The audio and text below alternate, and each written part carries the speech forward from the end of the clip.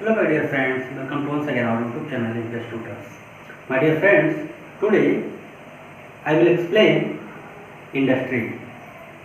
My dear students, today I will explain industry. So let's start our chapter, our topic industry. What is industry? Dear friends, we use many products early morning to till night, like that cell phone, television, watch, motorbike, car, books, pen, clothes, shoes, socks, watch, है ना. many products we use every day. You know this product, all products given by industry means औद्योगिक क्षेत्र यानी उद्योग. सो हम आज का topic start करते हैं. आज हम जानेंगे उद्योग के बारे में, इंडस्ट्री के बारे में, इंडस्ट्रियल एरिया के बारे में और उनसे बने हुए कुछ जो इंडस्ट्री से जुड़े हुए, इंडस्ट्री से कुछ जुड़े हुए इम्पॉर्टेंट फैक्ट्स के बारे में. यानी जो इम्पॉर्टेंट फैक्ट्स होते हैं उनके बारे में जानेंगे कि वो कैसे हमें लाभ पहुंचाते हैं, कैसे हमारे लिए बड़ी यूजफुल है.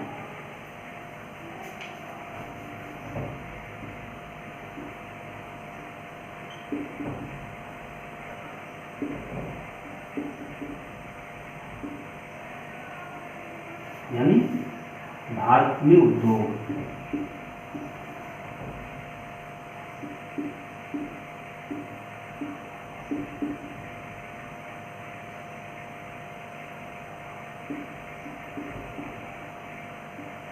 है ना, भारत में उद्योग की बात की जाएगी. यानी उद्योग समझते हैं ना, इंडस्ट्री मतलब क्या होता है उद्योग, और इंडस्ट्रियल एरिया मतलब औद्योगिक क्षेत्र. तो भारत में बहुत सारे उद्योग हैं. अब अगर आपको पता है तो जैसे मैं थोड़ा सा पॉइंट आपको हिस्ट्री में ले जाना चाहूँगा कि आपको पता होना चाहिए कि भारत में बहुत प्राचीन काल से ही हमारे यहाँ बहुत सी ऐसी चीज़ों का उपयोग किया जा रहा है जो पहले कभी यूज नहीं होता था. जैसे हम लोग शुगर यूज करते हैं, लेकिन शुगर को बनाना और उसको क्या करना, प्रिजर्व करना और प्यूरिफाई करना, ये जो हमारे पास टेक्नोलॉजी आई,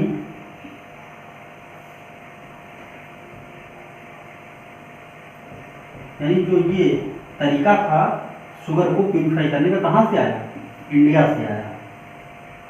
यानी अगर देखा जाए तो चीनी को साफ करने की, क्लीन करने की, जो वाइट आपको शुगर घर में दिखती है, ये कहाँ से निकली, चीनी बनाना, चीनी को साफ करना, ये टेक्नोलॉजी कहाँ से आई, भारत से ही मिली. ठीक है, बहुत प्राचीन काल से चीज़ें यूज की जा रही हैं. अभी हम इंडस वैली सिविलाइजेशन आपने 4th क्लास में भी पढ़ा है, इस क्लास में भी 5th क्लास में भी आपके एक चैप्टर है ना, इंडस वैली सिविलाइजेशन की बात की जाए तो इंडस वैली सिविलाइजेशन में आपने पढ़ा कि जो मकान होते थे पक्की ईंटों से बने होते थे, छोटी छोटी ईंटें होती थी.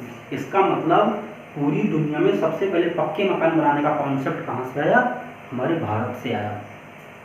अब देखते हैं मकान बनते हैं, मकान बनने के साथ साथ ड्रेनेज सिस्टम, ड्रेनेज समझते हैं ना, ड्रेनेज.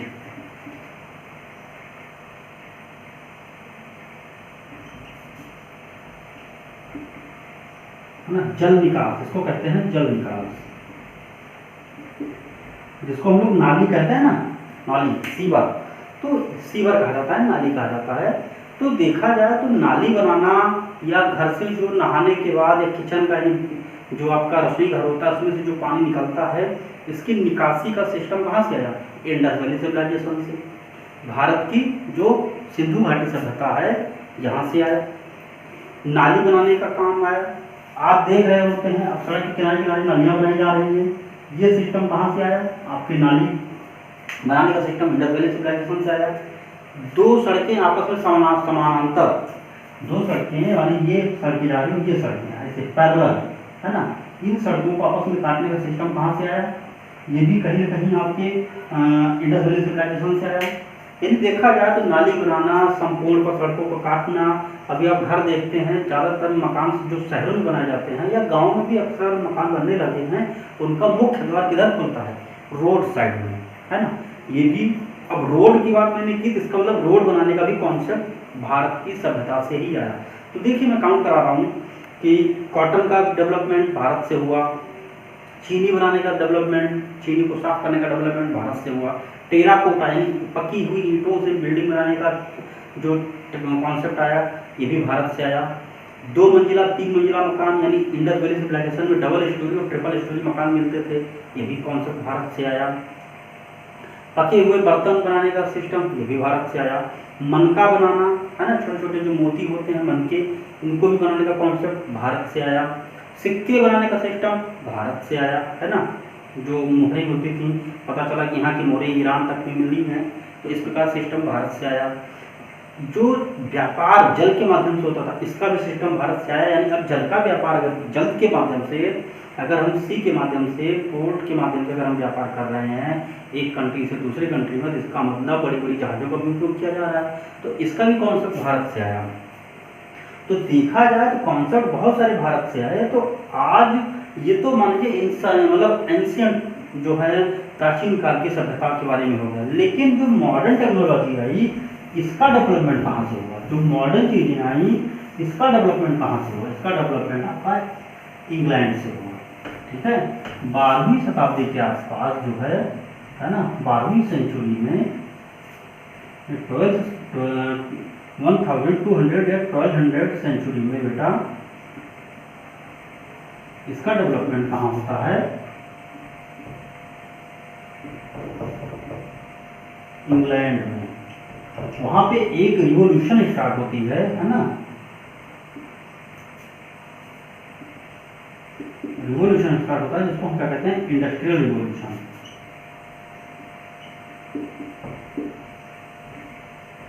इंडस्ट्रियल रिवॉल्यूशन,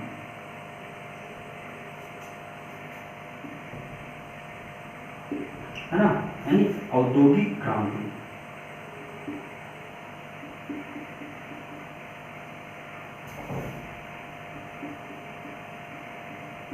कहां से आई? इंग्लैंड से।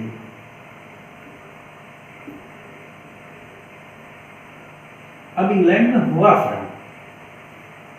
इंग्लैंड में होता क्या है कि वहाँ पे जो टेक्नोलॉजी आती है, उसी समय थोड़ा सा साइंस का प्रादुर्भाव हुआ, साइंस का उपयोग किया गया और नई नई टेक्नोलॉजी का उपयोग हुआ, और इस टेक्नोलॉजी का उपयोग करने पर पूरी दुनिया में फैल गया। अब जैसे देखा जाए तो प्रिंटिंग प्रेस का प्रादुर्भाव हो गया, स्टीम इंजन भी आने लगे धीरे धीरे, है ना। बड़ी बड़ी जो सूत की मिलें होती थी पहले, जो वो क्या नाम है, तकली से कटाई होती थी, है ना, चरखे से, तकली से। अब क्या हुआ, जब बड़े बड़े मशीन आ गए, तो जो कॉटन होता था, सूत होता था, इससे जो थ्रेड बनाना या कॉटन के कपड़े बनाना काफ़ी आसान हो गए, है ना। इसी प्रकार रिवॉल्यूशन आया। पहले भारत में क्या बनाया जाता था? पहले भारत में जो नील होता था वो भारत में ही पैदा किया जाता था, और भारत के नील को पूरी दुनिया में सबसे ज़्यादा क्वांटिटी में खरीदा जाता था, है ना। किस लिए? कपड़ों को रंगने के लिए, कपड़ों को कलर करने के लिए।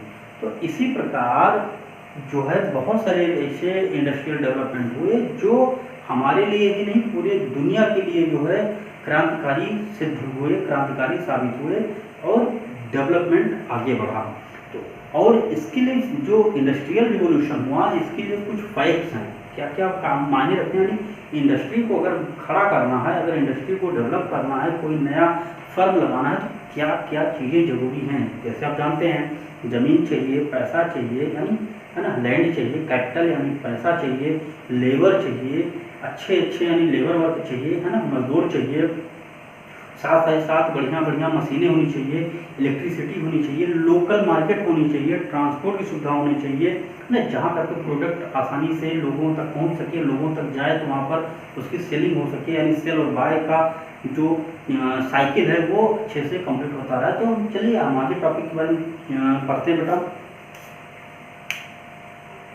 तो जैसा कि आपको पता है कि प्रोडक्शन ऑफ गुड, है ना, production of goods from raw material is called industry.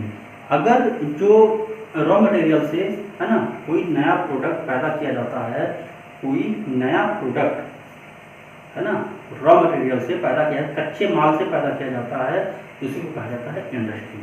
जैसे कॉटन है, कॉटन रॉ मटेरियल है, लेकिन कॉटन से क्या बनाया जाता है? कपड़ा। ऐसा कपड़ा जो है सूती कपड़ा, है ना। देखिए जो कॉटन है, जो कॉटन है, कॉटन से क्या होता है,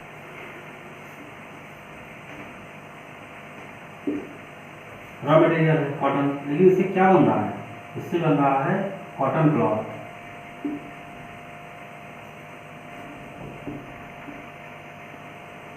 कॉटन क्लॉथ बन रहा है, ये क्या है, प्रोडक्ट। अब प्रोडक्ट बनने के लिए क्या चाहिए, इंडस्ट्री। और जहां पे सबसे ज्यादा कपड़े बनेंगे वहीं क्या हो जाएगा, कॉटन इंडस्ट्री।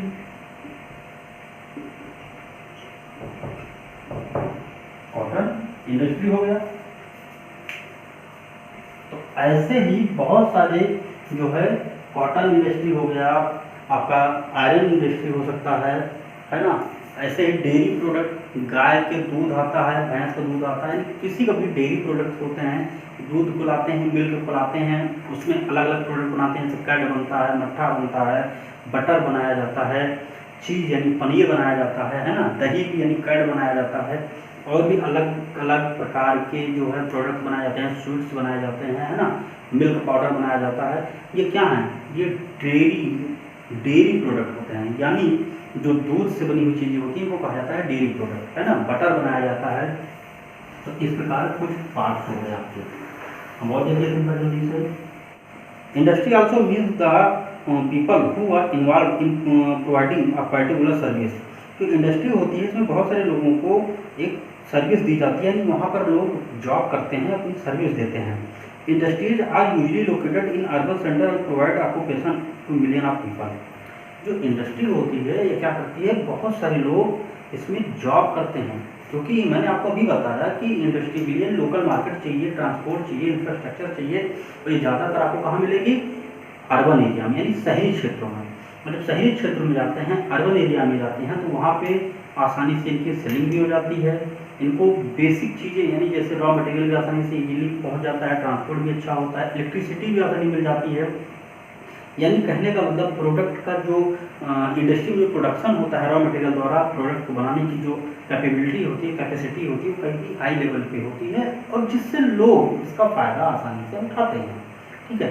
और जब लोग वहाँ पर वर्क करने जाएंगे, उनको अर्निंग होगी, उनको जॉब मिलेगी, यानी इससे देखा जाए तो लाखों या मिलियंस लोग पीपल इसमें जॉब करते हैं और इनका एक पेशा बन जाता है। अब कोई आयरन फैक्ट्री, जो आयरन सेक्टर में जॉब कर रहा है, कोई जो डेयरी प्रोडक्ट्स के सेक्टर में वर्क कर रहा है, कोई जो है कॉटन इंडस्ट्री में है, कोई डायमंड इंडस्ट्री में है, कोई शू इंडस्ट्री में है ना, कोई फूड इंडस्ट्री में है, कोई क्लॉथ इंडस्ट्री में है ना। तो इस प्रकार बहुत सारी इंडस्ट्रीज हैं। अब देखिए कॉटन इंडस्ट्री में बहुत सारी इंडस्ट्री हो जाती है। कॉटन इंडस्ट्री यानी जो क्लॉथ इंडस्ट्री होती है, इसी में अलग अलग होते हैं। जैसे कॉटन इंडस्ट्री अलग हो गई, है ना, कॉटन इंडस्ट्री अलग हो गई, सिल्क इंडस्ट्री अलग है। उसके बाद इसी में वूलन इंडस्ट्री, यानी कपड़े तो है लेकिन दोनों अलग अलग प्रोडक्ट बन रहे हैं, है ना। तो इस प्रकार है तो क्लॉथ इंडस्ट्री है, लेकिन उसी के अंदर सेक्टराइज हो जाते हैं, कैटेगराइज हो जाते हैं, अलग अलग कैटेगरी में उनको डिवाइड कर दिया जाता है। लेकिन अगर उनको ओवरऑल अगर ऐड किया जाए तो है तो क्लॉथ ही, है तो कपड़े, है ना। तो ऐसे ही अब जैसे कोई मैं ब्रांड की बात कर रहा हूँ, मैं अभी शू की बात किया जाए तो शू तो शू होते हैं, लेकिन ब्रांड भी होता है। कोई एडिडास का है, कोई वुडलैंड का है, कोई रेड चीफ का है, कोई रिबॉक का है ना, कोई पूमा का है, कोई फिला का है। यानी क्या है, ये आपके कहीं ना कहीं इनका कैटेगराइज कर दिया जाता है। लोग अपनी अपनी ब्रांड नेम से इनको सेलिंग करते हैं, इनका प्रोडक्शन करते हैं और इनको मार्केट में बेचते हैं। ऐसे ही फूड इंडस्ट्री भी होती है। फूड इंडस्ट्री में क्या होता है कि लोग जो है फूड से बनी हुई चीज़ें, है ना, एफएमसीजी है ना, इनको यूज करता है, और व्यक्ति जो है अपने प्रोडक्ट्स को यूज करता है। जैसे एफएमसीजी में क्या होता है, जैसे आपके जो डेयरी मतलब जो डेयरी प्रोडक्ट्स होते हैं, डेयरी नहीं डेयरी प्रोडक्ट्स, है ना, जैसे आपके साबुन हो गए, सोप हो गए, कपड़े यानी डिटर्जेंट पाउडर हो गए, डिटर्जेंट सोप हो गए, है ना। ऐसे ही जो आपके बाथ सोप होते हैं, टूथब्रश होते हैं, टूथपेस्ट होते हैं, ये सब क्या है, एफएमसीजी प्रोडक्ट्स हो गए। आपके जो बिस्किट्स होते हैं, ये सब खाने पीने की चीज़ें, यानी इनको एफएमसीजी प्रोडक्ट्स के अंतर्गत रखा जाता है, प्रोडक्ट्स के अंतर्गत इनको रखा जाता है। तो ऐसे बहुत सारी इंडस्ट्रीज हैं, ठीक है। हम अगले इंडस्ट्री के बारे में देख लेते हैं जल्दी से। व्हाट इंडस्ट्री नीड, है ना। देखिए व्हाट इंडस्ट्री नीड आपको टॉपिक में दिया गया है कि इंडस्ट्री की नीड क्या है ना। तो industry that makes thing are car manufacturing industry. जो इंडस्ट्री किसी चीज़ों को बनाती है उसको कहा जाता है मैन्युफैक्चरिंग इंडस्ट्री, है ना। To be able to set up such a industry several things are required. अगर हम, कहने का मतलब हो गया कि अगर हम कोई इंडस्ट्री बनाते हैं, सेटअप करते हैं, तो उसके लिए हमें क्या क्या चीज़ें चाहिए और क्या क्या हमारी बेसिक नीड्स हैं, हम उनको पहले कैटेगराइज कर लेते हैं। जैसे मैंने आपको भी बताया शुरुआत में, हमें लैंड चाहिए, हमें कैपिटल चाहिए, लेबर चाहिए, है ना, ट्रांसपोर्ट सिस्टम चाहिए, है ना, इंफ्रास्ट्रक्चर चाहिए। तो हम आगे देखते हैं कौन कौन सी हमारी जो बेसिक नीड्स हैं, कौन कौन सी हमारी बेसिक नीड हैं, क्या क्या ज़रूरतें हैं हमारी, इसके बारे में जान लेते हैं।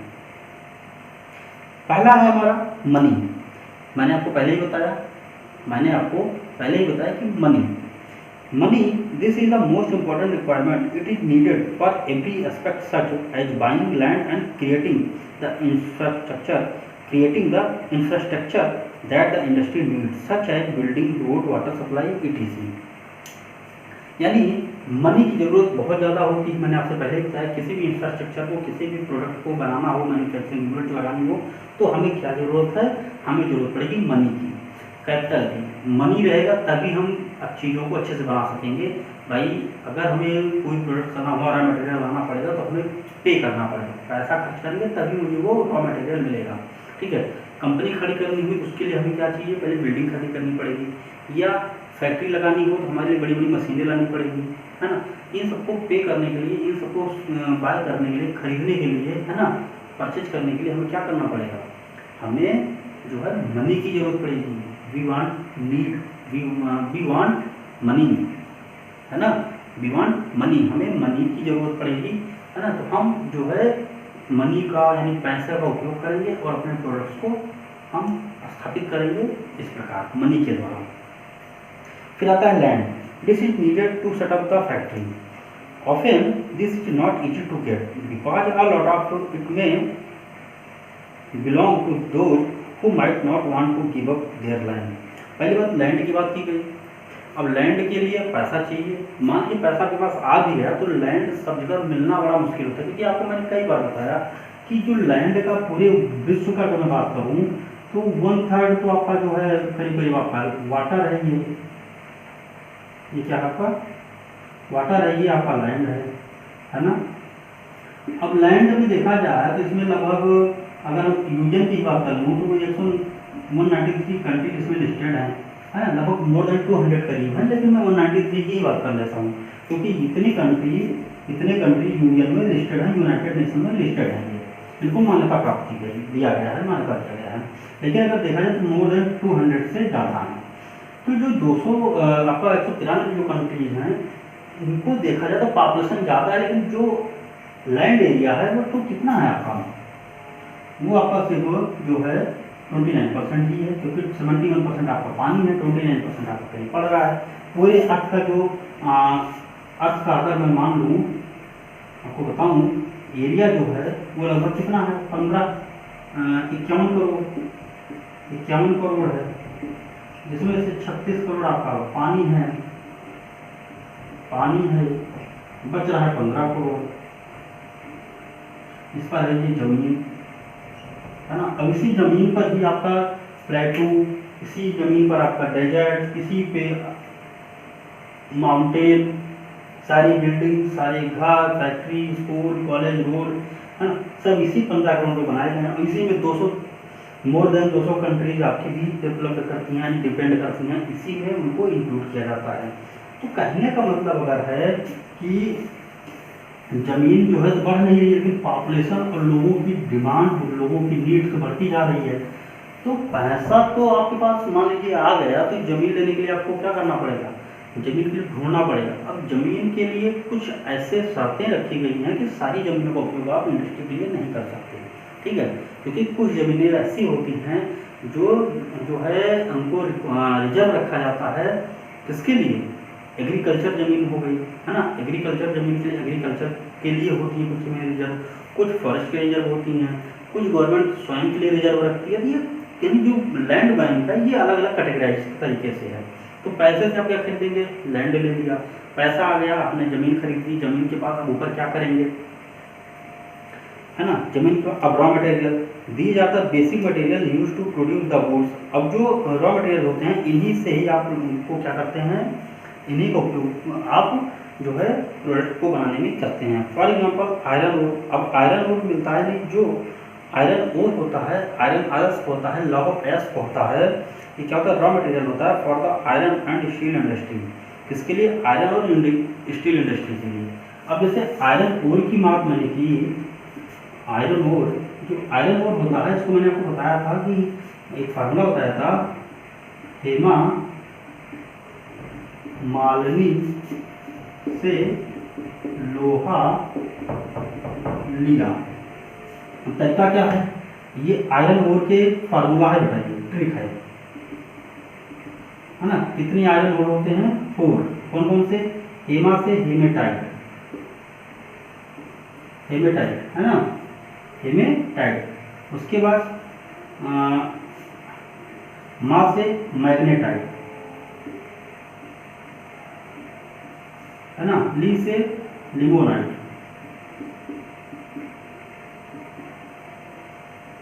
और सी से सिलिराइट। ये क्या है, लोहा के एस माने जाते हैं, 1 2 3 एंड 4, हेमेटाइट, मैग्नेटाइट, लिमोनाइट और सिलिराइट। ये जो आयरन ओर होते हैं इन्हीं से जो है आयरन निकाला जाता है। अब आपको पता होना चाहिए कि आयरन जो है नेचर में यानी प्रकृति में जो आयरन ओर होते हैं, जो माइनिंग होती है, खुदाई की जाती है, उसमें से जो लोहा आप देखते हैं अपने घर में, इस तरह लोहा नहीं मिलता, उसमें कुछ अशुद्धियाँ होती हैं। तो ये जो है हेमेटाइट, मैग्नेटाइट, लिमोनाइट और सिलिराइट, ये अशुद्धियों से भरपूर हैं।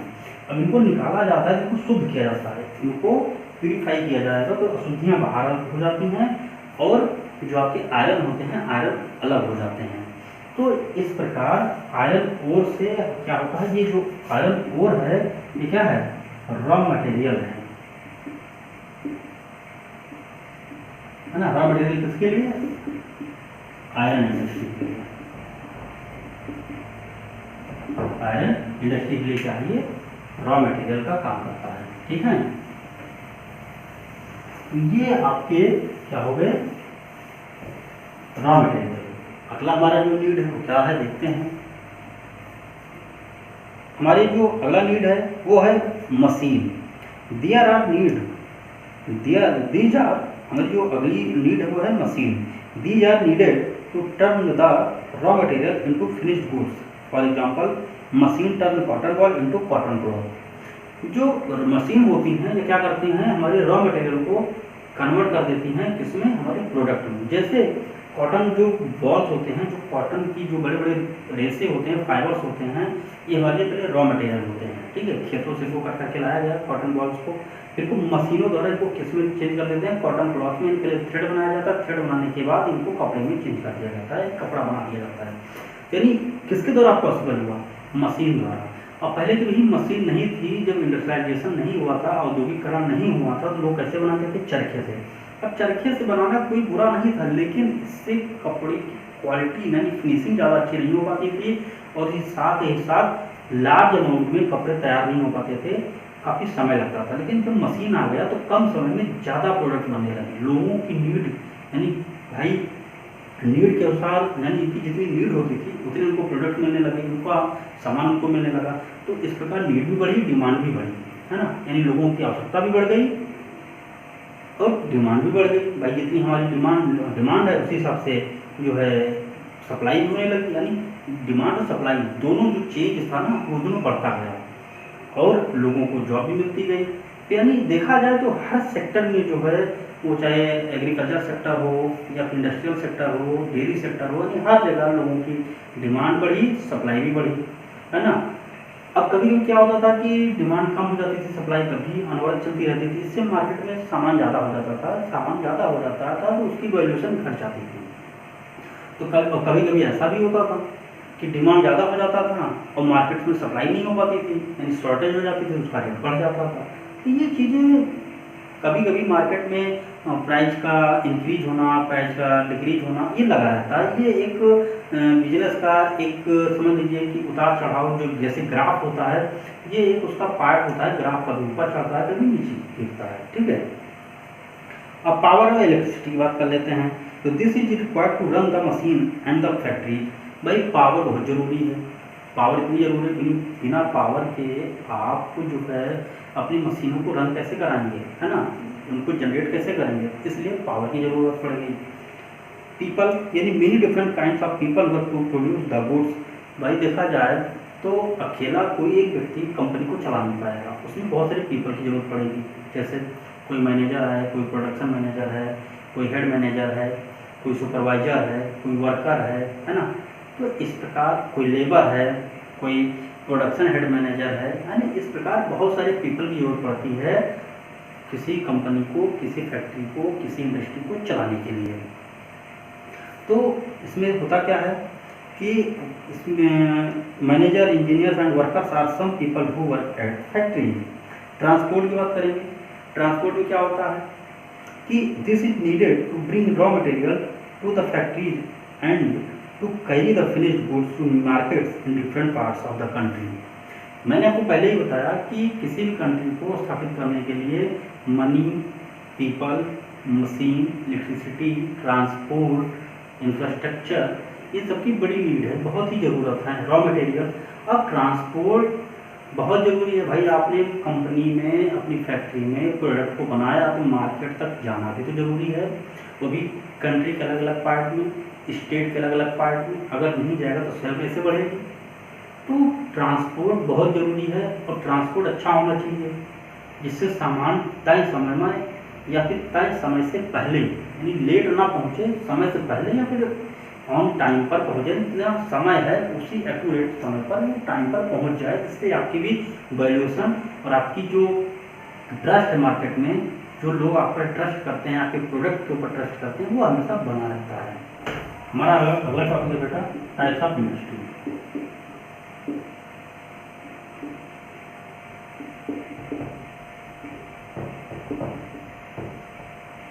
यानी उद्योग के प्रकार।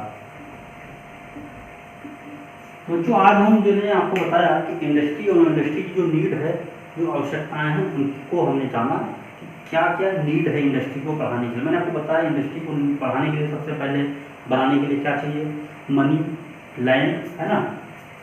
नीड अगर देखा जाए तो नीड कौन कौन सी है, मनी, लैंड, है ना, उसके बाद रॉ मटेरियल,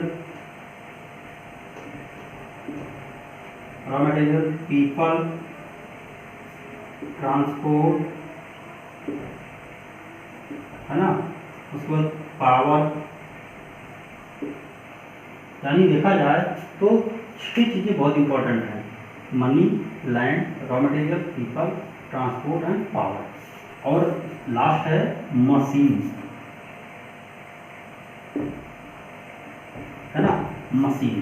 तो देखा जाए money, land, raw material, people, transport, power and machine, ये बहुत जरूरी है किसी भी इंडस्ट्री को बनाने के लिए। मनी बहुत जरूरी है। मनी से आप क्या कर सकते हैं, सब चीज़ों को खरीद सकते हैं, रॉ मटेरियल खरीद सकते हैं, लैंड खरीद सकते हैं, पीपल को पेमेंट कर सकते हैं, ट्रांसपोर्ट का भी अच्छे से आप जो अरेंजमेंट उसको कर सकते हैं, पावर भी आप अच्छे से सप्लाई कर सकते हैं, मशीन आप खरीद सकते हैं। लैंड आ गया, अब लैंड पे आप इंफ्रास्ट्रक्चर डेवलप कर सकते हैं, रॉ मटेरियल से आप जो है प्रोडक्ट बनाएंगे, पीपल आपकी कंपनी में जॉब करेगा और आपकी इंडस्ट्री को ग्रोथ पे ले जाएगा। ट्रांसपोर्ट, आपके जो प्रोडक्ट तैयार होते हैं वो किसी भी कंट्री के अलग अलग पार्ट में आसानी से पहुंचाए जा सकते हैं। पावर आपकी इंडस्ट्री को चलाने के लिए बहुत ज़रूरी है, यानी इलेक्ट्रिसिटी भी बहुत ज़रूरी है।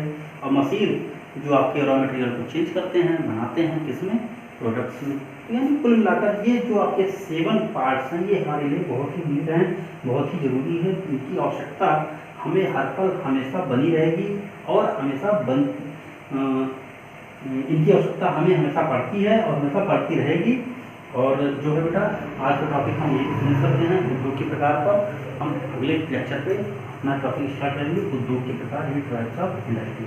तब तक के लिए बेटा आप इस चैप्टर को अच्छे से रिवाइज करें और अच्छे से पढ़ें, अच्छे से आप पढ़िए। और आपके जो कहीं कोई डाउट्स होते हैं, कहीं कोई लेक्चर में कोई प्रॉब्लम होती है, जो टॉपिक समझ में नहीं आता है, तो हमें डिस्कस जरूर करें, नोट्स जरूर बनाते रहें, है ना। और आप लोग एग्ज़ाम की प्रिपरेशन भी करते रहें साथ ही साथ, और वीडियो को अंत तक जरूर देखें। आप लोगों की शिकायत में आप लोगों को मैंने देखा, शिकायत ये है कि आप लोग वीडियो को जो है टाइम टू टाइम नहीं देखते हैं, टाइम से लेट देखते हैं या फिर आप अवॉइड कर देते हैं, जिससे आपके कॉन्सेप्ट क्लियर नहीं होते। हम चाहते हैं कि अब वीडियो को जो है रेगुलरली देखते रहें, रेगुलर तरीके से, और ज़्यादा से ज़्यादा इसको क्वांटिटी में ज़्यादा से ज़्यादा बच्चों तक इसको शेयर करें और देखें और अपनी नॉलेज को बढ़ाएं। हमारी ये जो शिकायत है, ये मैं देखता हूँ कि आप लोग जो है आपकी जो अटेंडेंस होती है, जो आपके उसमें कमेंट्स होते हैं, वो ना के बराबर होते हैं। ठीक है, तो मैं चाहता हूँ कि आप लोग इसको अंत तक जरूर देखें और अपनी जो प्रॉब्लम्स हैं उसको हम तक डिस्कस जरूर करें बेटा। Thank you so much.